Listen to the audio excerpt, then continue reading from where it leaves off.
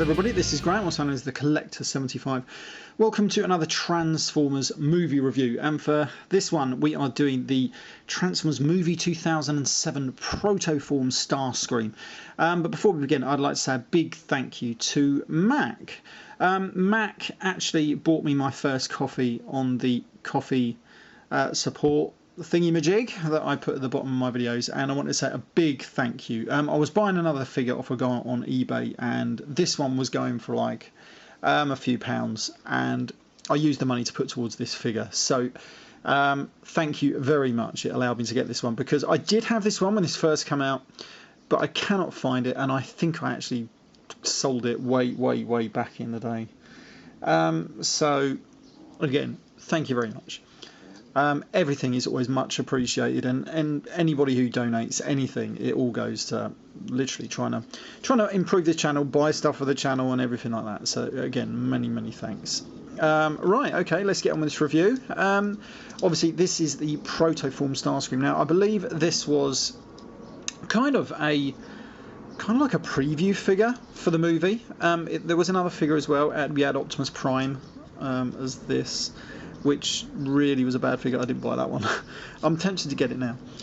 Yeah, and I think there was a reason why I probably know it. I sold it. It's because it's a bit of a rubbish figure, if I'm honest with you, but I wanted it. It's supposed to be that in that film where they come down as comets, if you know what I mean. So you've got the trail of fire behind them and everything like that.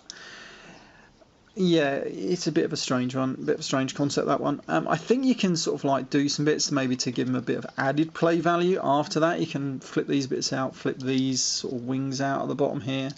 It doesn't really say it on the instructions or anything, and maybe you can take that bit of fire off. And he kind of looks like then maybe some sort of weird Cybertronian helicopter-y type thing. I don't really know exactly what you could pretend, but then again, use your imagination. You can pretend he's anything, I suppose. Yeah, and that's about it, really. Not much more to say about this mode, other than the fact this guy is made out of entirely gold plastic. I noticed, actually, that, I don't know if you can see it here, just on that bit there where his thumb is, there's a massive crack mark where someone's glued his thumb back on with super glue. Yeah. So I mean, I don't know what's going to happen to this figure in the future. This guy in 20 years' time could literally just shatter. So, you know, what are you going to do? But that's the way it goes with these figures like this. I mean, it might be alright. You know, you never know. Right, so he does have some wheels, so he can roll along if you want him to. Yeah. He does have a nice little moulded in, I don't know if it's going to show up too well there, moulded in Decepticon insignia. And that's it, right. He does have his weapon and this thing sticking out his back end there. Right, so we're going to transform it. Now, the transformation is a little weird. If I can remember how to do it. It's like in two halves. If you can start, you've got to start separating everything. I'm expecting, like, this body keeps coming out. It's on a weird ball joint, but at least that allows me to do it. Now, these are tabbed in, this bit is bloody annoying. I can't seem to get it out. I didn't really want to go in there. So I probably pushed them in there a bit too much. Anyway, right, so this is the bottom half. We're just going to transform this now. It's probably a lot easier. These legs actually end up going all the way past this, and this is going to go up like that. These are going to be in the front of the feet, and he's got a little heel spurt in here. I'll reattach these in a minute. This is a lot easier doing this. It's actually quite stiff joints, so he hasn't been played with a lot, which is always handy. So there's his legs, something like that. Actually, no, how's that going to look? I believe, hold on a minute, let's have a look how this should look, because I'm imagining that goes up towards the back there, so this must be the front. Yeah, there we go, this is going to be the front thing, like so. Right, so there's his legs. We're going to stick them over there, and then we're going to come to this top section. Again, this is his weapon, we'll come to that in a minute. And then, yeah, these arms, I'm not overly impressed with these arms. These arms are a little weird. Let's get his legs out of the bloody way. Right, so then these arms sort of come around. We've got to start moving bits out the way. Right, hold on. That opens out, and his head is in here. We've got to flip his head forward. That rotates all the way back, and this is going to rotate downwards in a minute. But let's just get it out of the way first. Right, Now then, we do have a few issues with this, because this is a ball joint up here, but this is just a swivel joint on this ball joint. So what you have to do to get him to do anything, you need the front of that ball joint at the front, so he can actually move his arm upwards. Then you've got to rotate it around to get it into the right position.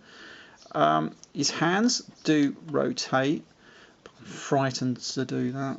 Actually, oh yeah, right, hold on. So if that's going to do that, I need that on the bottom, I think.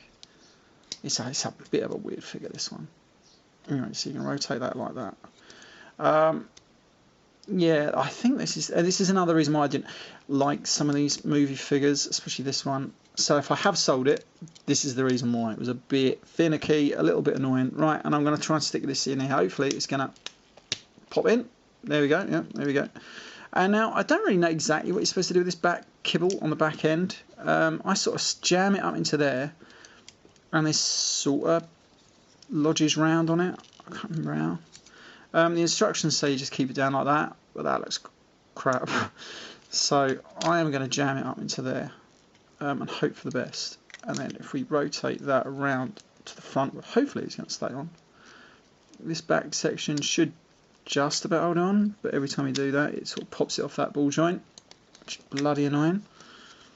Hold on. I don't mind doing that, but there we go. But he's on there, right? So anyway, right, we just know what, we're going to leave it like that. And there we have a Starscream in robot mode. It's a little bit weird, as in it doesn't sort of like scream at me, Starscream.